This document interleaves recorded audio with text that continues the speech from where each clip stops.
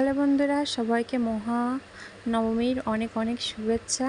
সকালবেলা রান্নাবান্না করে তারপরে স্নান দান করে পুজো দিয়ে আমি এখন চলে যাচ্ছি মন্দিরে অঞ্জলি দিতে।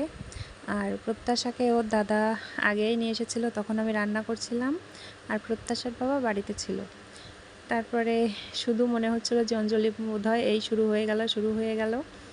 তো এসে দেখি এখনও শুরু হয়নি। প্রত্যাশার সঙ্গে আমি একটু ছবি তুললাম, ভিডিও করলাম। তারপরে দেখি যে ওর তীর্থা দিদিও চলে এসেছে, মানে আগে থেকে এসেছিলো, তারপর ওরা একটু অন্য জায়গায় গেছিলো, তখন আবার চলে আসলো আমরা যখন ভিডিও করছিলাম। তারপরে দুই বোনকে বসিয়ে দাঁড়িয়ে দিয়েছি যে দাঁড়াও আমি একটু ছবি তুলি বলে ভিডিও করেছি, তারপরে আবার ছবি তুলেছি। এর মধ্যে হাতে দিয়ে দিল ফুল।